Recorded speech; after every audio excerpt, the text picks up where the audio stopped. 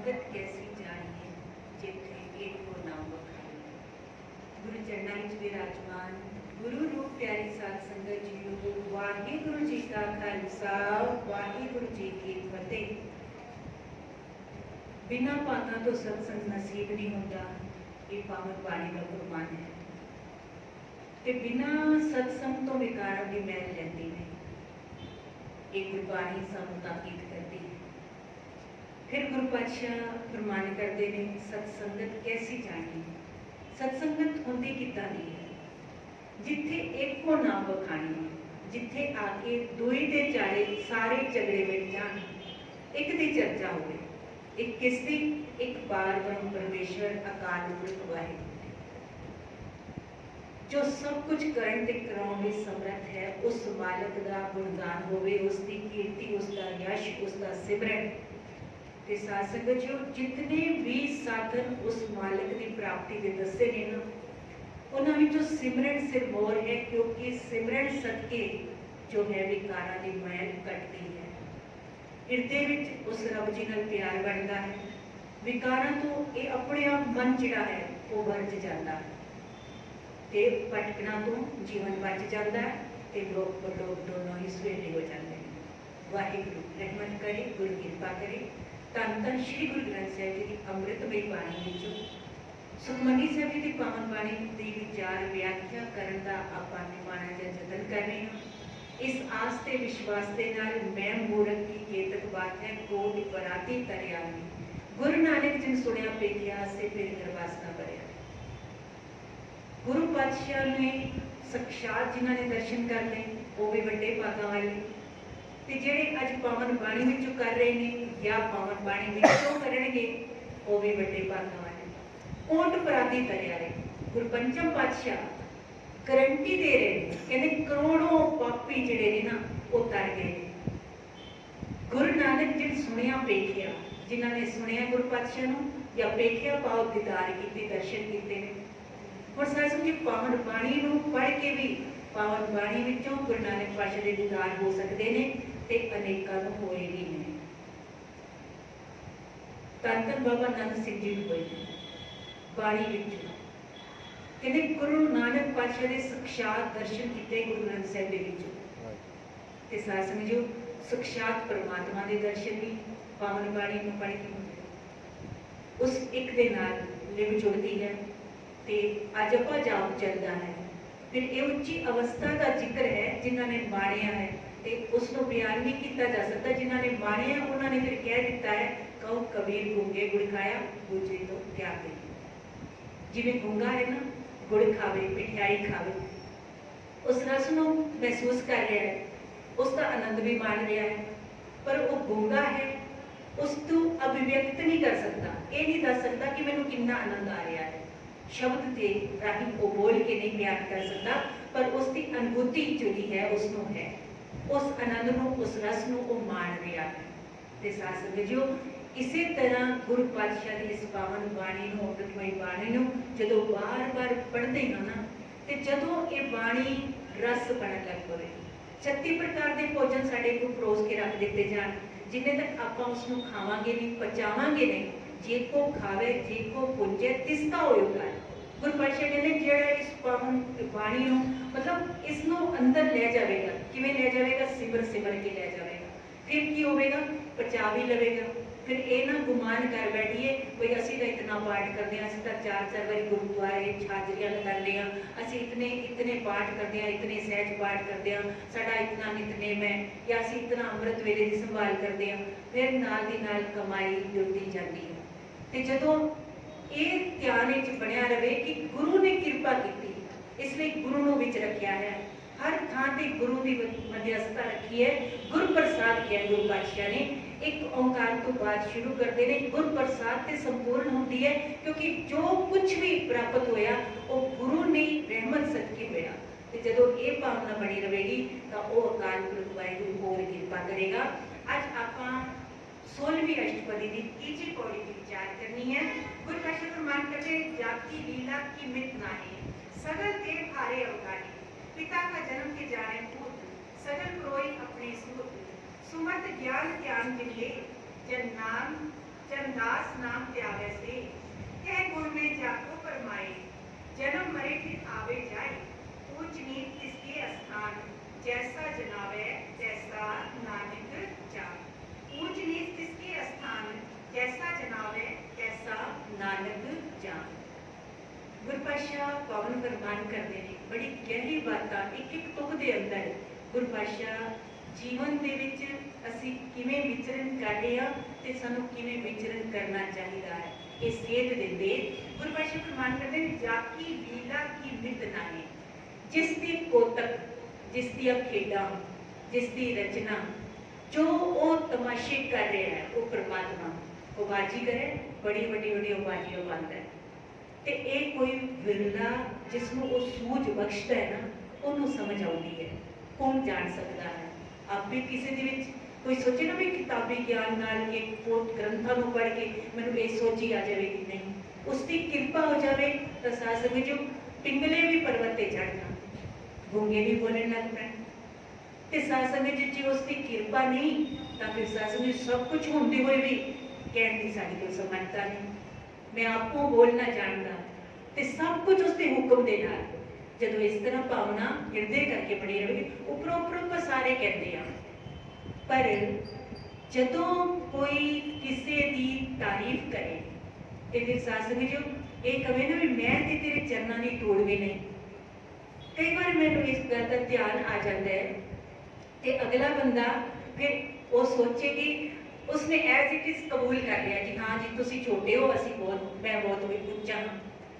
अगले बंदे के मन में उस वेले ये आ जाएगी भी कितना आंकड़िया होया है। इसका मतलब ये है कि असी उसनों बड़ा मन नहीं रहे हैं, सिर्फ कह रहे हैं तो फिर ये भावना रख रहे हैं, ये बंदा पलट के मैनूं ये आके नहीं जी नहीं असी तुहाडे चरनां दे धूड़ हां तां साडे हिरदे विच ठंड पैंदी। ते जेकर सच्ची मुच्ची जो सुनने वाला एक छोटी जी प्रसंग आप जी नाल साझा करा, मैनूं ध्यान आया कि एक ना सेठ सी पिंड विच रहिंदा सी ते पहले बड़ा गरीब सी पर बाद विच अमीर होया, बाद विच सेठ बढ़िया। हुण जदों उसने बाहर निकलना ना, जदों भी विचरण करदा वो जांदा आंदा जिथे भी हरेक ने उसनों राम राम सेठ जी, राम राम सेठ जी करना। हुण उसने कदे भी पलट के राम राम जी का जवाब ही नहीं दिता किसी को। सारे हैरान होंदे भाई असीं इतने प्यार नाल इसनूं राम राम बुलाउंदे, ये तो बोलदा ही नहीं। हुण सासा ने जियो कहंदे जी ते एक दिन किसी ने पूछ लिया भाई तुसीं कदे राम राम का जवाब नहीं दिते हो, ये किहड़ा तरीका है, असीं इतने प्यार नाल राम राम बुलाउंदे। कहंदे जिसनूं तुसीं राम राम बुलाउंदे हो ना वो सारी राम राम मैं उन्होंने पहुंचा देना। कहते उन्होंने बंदे को नाल लेके गया ते घर जदों गया तो चोरी दे अगे बैठ गया ते सारे नाम जिहड़े सन ना पिंड दे जिस जिस लोग ने उस दिन जो दिते राम राम बुलाए सी, कहते सारियां दे नाम कहते इसने भी आप जी नूं राम राम बुलाई, इसने भी आप जी नूं राम राम बुलाई ते इन्हां सारियां दे राम राम कबूल कर लेना। हुण साध संगत जी कहण तो मुराद कहते जदों मेरे कोल कुछ नहीं सी, मैनूं कोई राम राम बुलांदा ही नहीं सी, राम राम का जवाब भी नहीं देता सी ते हुण जिसनूं राम राम कर रहे हो उसनूं जाके मैं तुहाडी राम राम बुला देना। कहण तो मुराद माया का व्यवहार है, माया नूं सलाम है। जेकर सच्ची मुच्ची गुणां नूं सलाम हुंदा तां फिर बोतियां नूं सलाम हुंदा, नहीं हुंदा ना। ते गुरु पातशाह समझावना करदे ने जाकी लीला कीमत नाहे सगल देव हारे अवगाए। बड़े बड़े देवते जिहड़े ने वो भी थक गए पर उसका पार नहीं पा सके, उसकी लीला नूं नहीं जान सकते, उसकी रचना नूं नहीं जान सकते।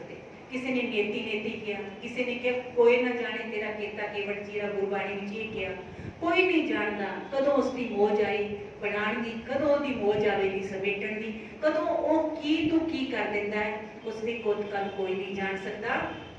पिता का जन्म की जाने तू, कहते पिता के जन्म बारे पुत्र की जान सकता है, इत्थों अंदाजा लगाओ। वो तो पिता ना सारे का माई बाप है। हुण साध संगत जी अपने रिश्तेदार अपने घर के या माँ होर जो आपां नूं पिता के बारे में बच्चे नूं दसणगे ना, वो या साडी दादी होवे वो दसे भाई तेरे इस पिता का इस तरह का सुभाव सी या इस तरह करता हुंदा सी, कुछ आपां उही कुछ मन्नांगे।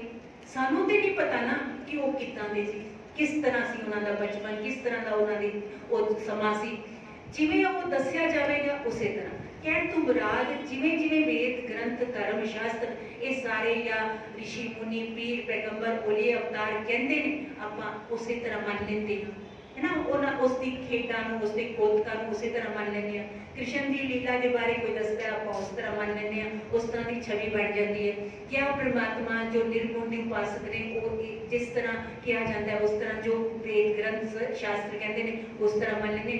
ਪਰ ਐਗਜ਼ੈਕਟ ਕੋਈ ਨਹੀਂ ਜਾਣਦਾ ਕਿ ਉਹ ਪਰਮਾਤਮਾ ਕਿਵੇਂ ਹੈ, ਉਸਨੇ ਕਿਵੇਂ ਰਚਨਾ ਕੀਤੀ ਹੈ।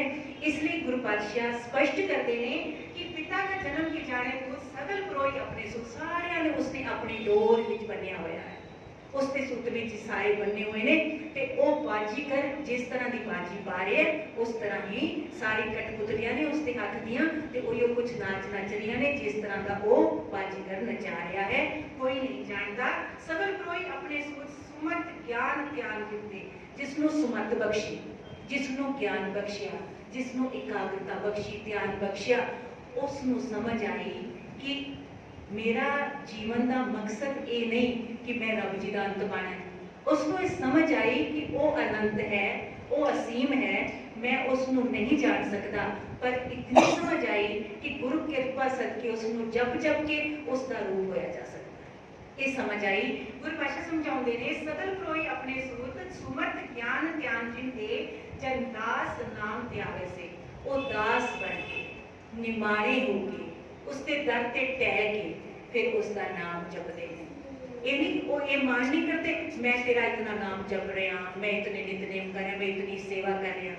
वो फिर इतने निमाणे होके उसके जन होके उसके सेवक होके बस ये हर वेले शुकराना करते हैं, वाहिगुरु मैनू तू चंगे पासे लाया है, तू मैनू अपने दरों करो नाम का भी कोई किड़का बख्शिया है, सेवा की भावना भी बख्शी है, करन का सुमत ते समर्थता भी बख्शी है। उसके अंदर इतनी हलिमी आ जाती है। गुरु पातशाह समझाते सुमत ज्ञान ध्यान जिंदे जनदास नाम त्यावे से तेह गुण में जाको परमार, ते वो रब जी जिसनों माया दे त्रिगुणी प्रभाव विच फसा देंदे ने। त्रिगुणी फंदा है।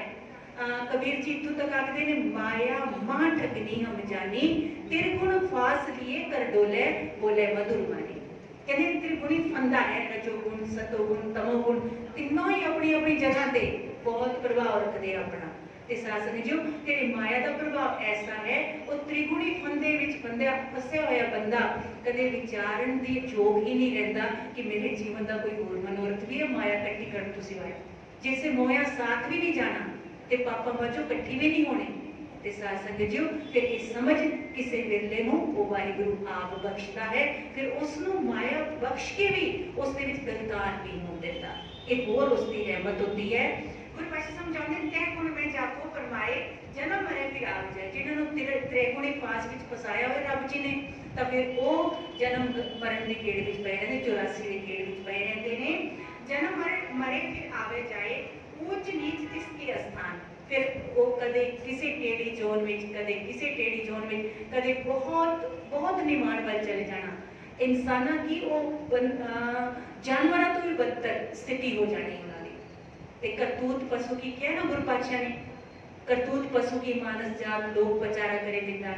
वो लोग दिखावे थे तो बहुत अपने आप को देवता दिखाते हैं, पर उन्होंने करतूत पशुओं तो ही गई बीतियां हो जाती हैं, पशुओं वर्गियां गया है। ते सासवी का 450 साल पहले करीब करीब गुरबाणी लिखी गुरु पातशाह ने। ते अज की स्थिति में अज के समय जिवें कि कलयुगी प्रभाव तो होर गहरा होता जाना है अगे अगे, पर अज के जो समय आप देख रहे हैं तो कई करतूतां इहो जिहियां ने जिहड़ियां पशु भी नहीं करते वो बंदा कर रहा है, ते अपने आप को बंदा खवाउंदा है, जिसके पल्ले बंदगी नहीं, जिसके पल्ले इंसानियत नहीं, वो कवा रहा है, लोग बेचारा कर रहे, लोग दिखावा कर रहे, पर असल विच वो इंसान की वो पशु कमाण दे लायक नहीं है। गुरु पातशाह समझाते ने ऊंच नीच तिसके स्थान जैसा जनावे तैसा नानक जान, जिहो जी ओ सोची बख्शता है। गल दी बेड़ा इत्थे है, ओहो जिहा ही जीव समझण दे योग बनता है। ये गल वखरी है, असी हर छोटी छोटी प्राप्ति का गुमान कर लेते हैं, मान कर लेते हैं, पर गुरबाणी आती है मान करना तो दो है। मान करना उस रब जी ते, मान करना गुरु ते जिसने सानू इस जोग बनाया। क्योंकि कर्मी आवे कपड़ा नदरी मोख द्वार। कर्मा करके मनुखा जीवन मिलया है ते नदर करके मोख द्वारा मिलना है। ते नदर तद होंदी है जो बंदे अवस्था गुरु की बनी रहती है। जो गुरु की कृपा होगी तो उस मालक की नदर के भी पात्र बन जावांगे। अठे पैर उस दी रहमतां दा मींह बरस रहा है। ये गल वखरी है। असीं मनमुखता के कारण उस अमृतमयी जो आनंद का रस है उसनूं माण नहीं पा रहे।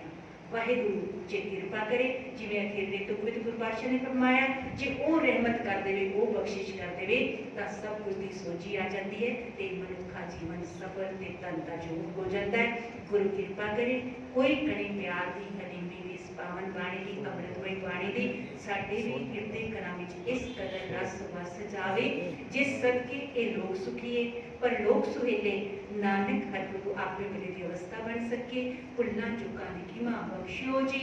वाहिगुरु जी का खालसा, वाहिगुरु जी की फतेह।